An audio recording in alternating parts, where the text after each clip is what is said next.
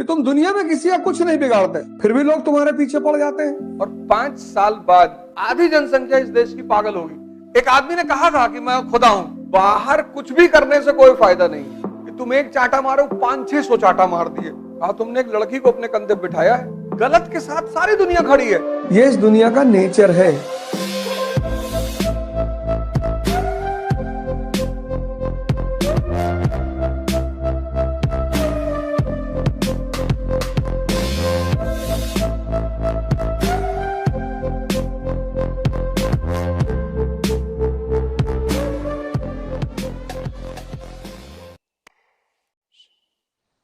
मरा हुआ दिमाग के लोगों का कोई दुश्मन नहीं होता। तुम कभी कभी बड़ा गौर करोगे कि तुम दुनिया में किसी का कुछ नहीं बिगाड़ते, फिर भी लोग तुम्हारे पीछे पड़ जाते हैं।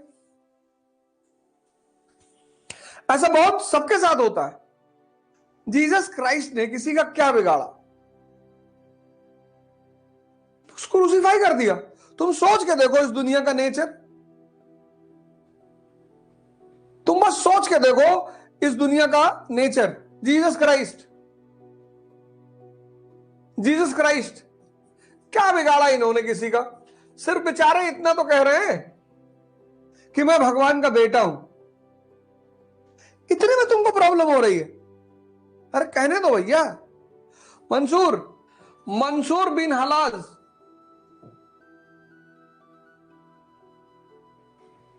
ये बेचारा कह रहा था अनहलक। तुम इसको पागल भी तो मान सकते थे। आज पढ़ना मंसूर बिन हलज के बारे में। इसी की हत्या का पश्चाताप आज मुसलमान कर रहे हैं। चलो मान लो कह दिया मैं अल्लाह हूं, इसी पे मार डालोगे और मारोगे नहीं, काटोगे। महावीर को मारा, कुत्ते छोड़ दिए उनके पीछे।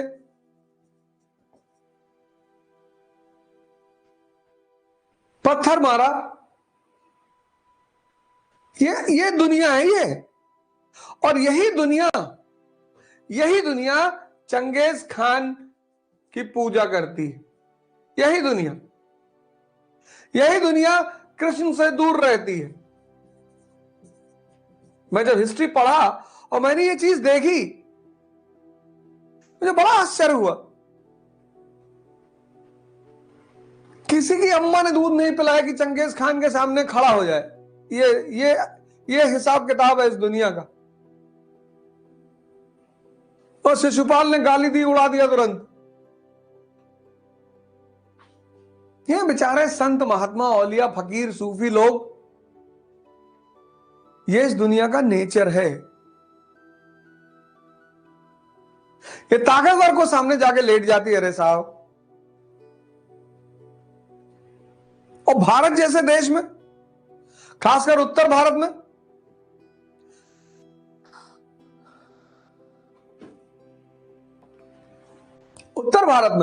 यूपी में, बिहार में, कभी कभी मैं सोचूं कि इन क्षेत्रों में भगवान हथियार लेके क्यों चला? कोई बताओ। ब्रह्मा का मंदिर यूपी और बिहार में बड़ा फेमस मंदिर, विष्णु जी का मंदिर है, शंकर जी का मंदिर है, और दोनों लोग हथियार लेके चलते हैं। नेचर आदमी का, बिहेवियर, कब बदतमीजी कर दे। चाहिए इसको सब कुछ, सब चाहिए। काश तुम एक बात समझ जाओ बस, तो समझ लो मेरा पढ़ाना सफल हो जाए कि तुम्हारे पास एक बहुत जादुई चीज है। इतनी जादुई, इतनी कि अगर तुम उसको यूज करना जान जाओ तो तुमको भगवान बना दे। इसलिए मैंने खुदा नहीं कहा, क्योंकि मुसलमान मानते हैं कि खुदा है, कोई खुदा बन नहीं सकता। लेकिन हिंदू मानते हैं कि कोई भी भगवान बन सकता है। इसलिए मैंने खुदा शब्द का इस्तेमाल नहीं किया, क्योंकि मुसलमान कहते हैं कि कोई खुदा नहीं बन सकता। सही कहते होंगे। एक आदमी ने कहा था कि मैं खुदा हूं, उसको काट डाले लोग। मंसूर बिन हलाज सीरिया में एक बड़ा फेमस सूफी था, तो कभी कभी वो जब ध्यान में आता था तो खड़े होकर नाचता था रामकृष्ण परमहंस की तरह। तो जब नाचे तो कहे अनहलक, मतलब मैं अल्लाह हूं। ये पहुंच गया मौलाना, ये बहुत बदतमीज है, ये लगा लेता है और फिर कहता है अनहलक।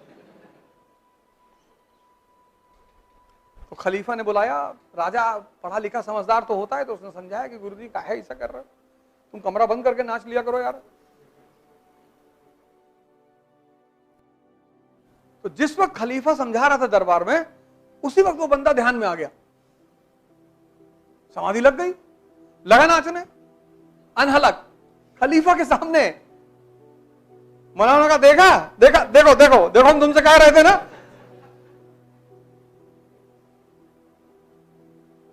अब खलीफा के पास कोई ऑप्शन नहीं था, उसने काट डालो।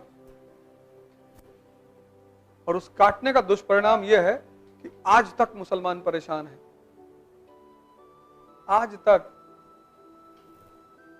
किताब बहुत अच्छी है, समझाने वाले गायब है।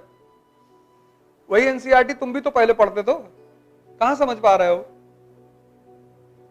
और जो एनसीईआरटी नहीं समझ पा रहा है, कुरान समझेगा, गीता।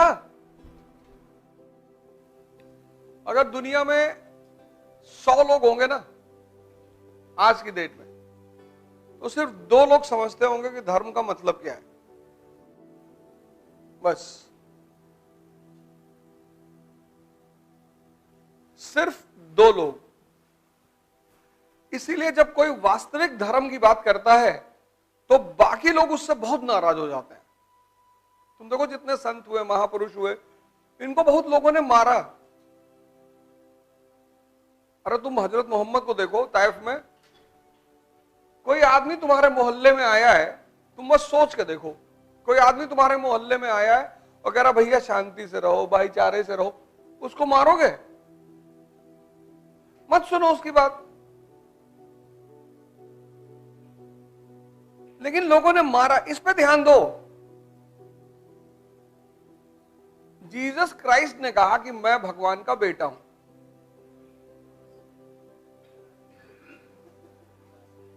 उनको लोग पागल भी तो मान सकते थे, लेकिन कोई बात रही होगी तब लोगों ने मारा।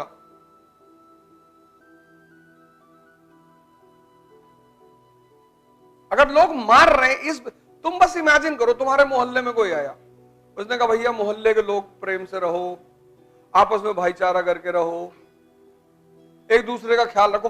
अब इस बात पे कौन मारेगा बताओ? क्योंकि तुमने सोचा इस बात को? तब पर भी लोगों ने मारा। भाई कोई तुम्हारे मोहल्ले में आके ये कहे कि दूसरे की संपत्ति लूट लो, दूसरों की बहन बेटी के साथ बदतमीजी करो, तब तुम उसे मार रहे हो, तो बात समझ में आ रहा है। जो तुम्हें अच्छी बात सिखा रहा है उसकी सिर्फ एक वजह है, जब भी तुम्हें कोई परिवर्तन के सूत्र बताएगा, थ्योरेटिकली तुमसे बातें की जा रही, कोई फर्क नहीं है, पंडित, मौलाना, पुरोहित, पादरी, ये तुमसे थ्योरेटिकली कोई चीज बता रहे हैं, ये तुम्हें बाहर से धार्मिक बना रहे हैं, बाहर से चंदन लगा लिए, दाढ़ी बढ़ा लिए, ये सब बाहर से। लेकिन कुछ लोग जब आते हैं ना, तो वो तुम्हें अंदर से बदलने की कोशिश करते हैं। भाई बहुत लोगों ने सिद्धार्थ की तरह अपना घर छोड़ा, लेकिन सब बुद्ध थोड़ी बने। क्यों? सब बुद्ध क्यों नहीं बने? अंदर से चेंज नहीं आया।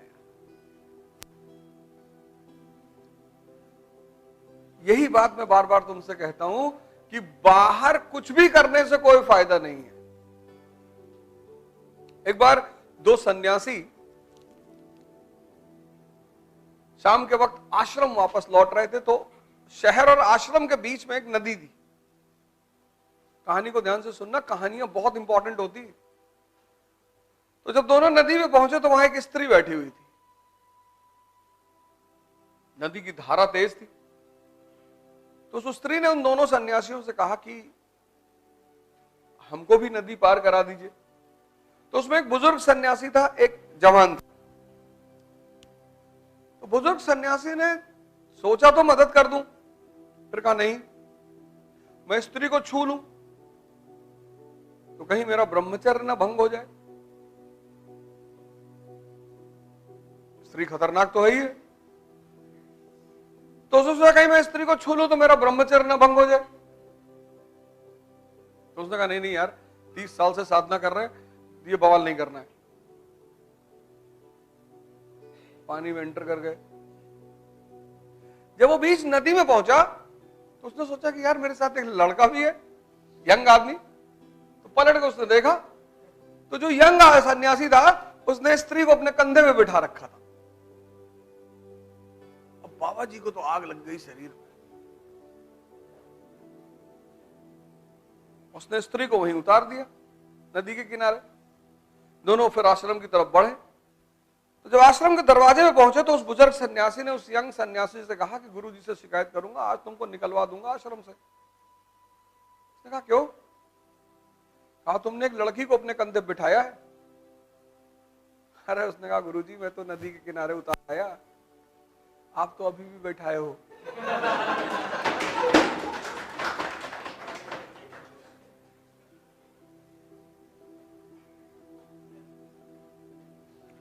उसने कहा गुरुजी मैं तो उतार आया, अब तो है ही नहीं मेरे मन में।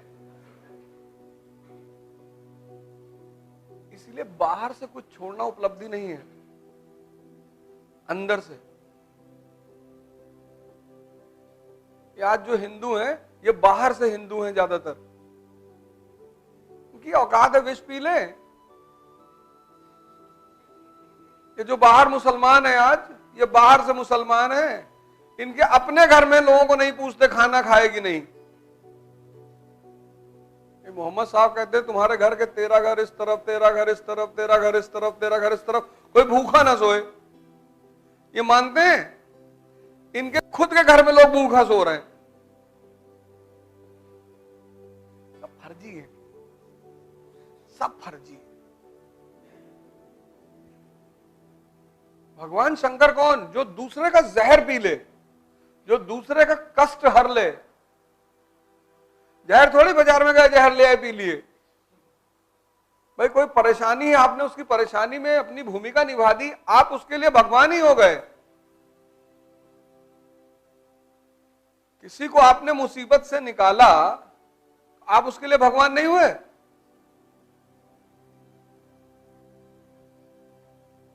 इसीलिए मैं तुमसे कहता हूं दिमाग पर ध्यान दो।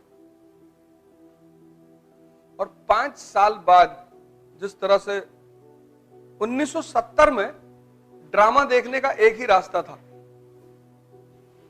Picture hall.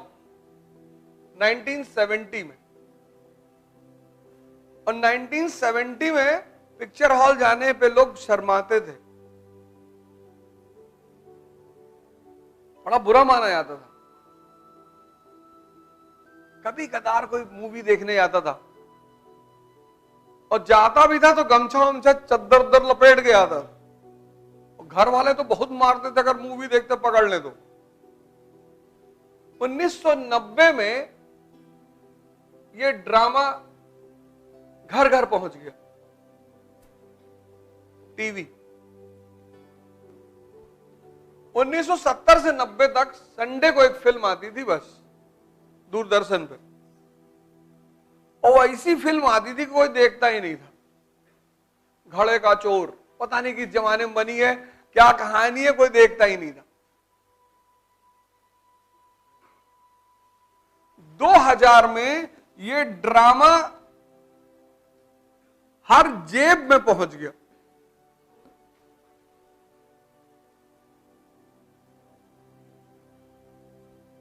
सत्तर, 90, 2000 ये हर जेब में पहुंच गया। तुम 24 घंटे टीवी देख सकते हो। तो जब यहां आदमी बेचैन होता था तो ध्यान करेगा, पढ़ेगा, घूमेगा, एक्सरसाइज करेगा, टाइम है उसके पास, और ऑप्शन ही नहीं है। यहां यहां वो हल्का सा परेशान होगा, यूट्यूब खोल लेगा।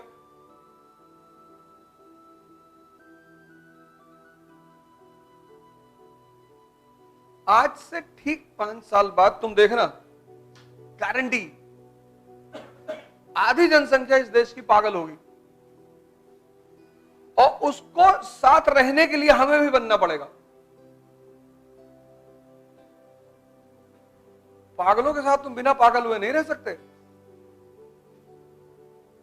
अगर कोई सामने ऐसे से नाच रहा हो, तुम नहीं नाच रहे हो, तो उनको डिस्टरबेंस हो जाती है, ये पागल है, और फिर वो तुम्हें बहुत मारेंगे। इसीलिए सोचने की क्षमता खत्म होती जा रही है, मनन करने की क्षमता, गलत सही देखने की क्षमता खत्म होती जा रही है। मतलब मन की जो शक्ति है ना, वो खत्म होता जा रहा है। तो धर्म जो है वो व्यक्ति को परिवर्तन करने की बात करता है। ये धर्म का फंडामेंटल फॉर्मूला है कि तुम इंद्रियों पे तुमने जीवन शुरू किया है, और ये वास्तविक जीवन नहीं है, तो तुम्हें साधना करनी पड़ेगी। हर धर्म यही कहता, हर धर्म खुद को बदलने के लिए तुम्हें मेहनत करना पड़ेगा, तुम्हें इस नीचे के स्तर से उठकर ऊपर आना पड़ेगा। ऐसा कोई धर्म ही नहीं जो ये ना कहता हो। अब ये बात जिसको समझ में आ गई वो महान हो गया, उससे मतलब ही नहीं, उसके मन में किसी के लिए द्वेष ही नहीं,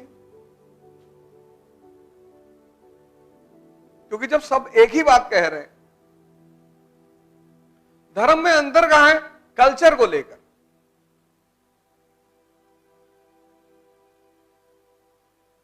धर्म में अंतर कहां है? कल्चर, क्योंकि कल्चर किस पर डिपेंड करता है?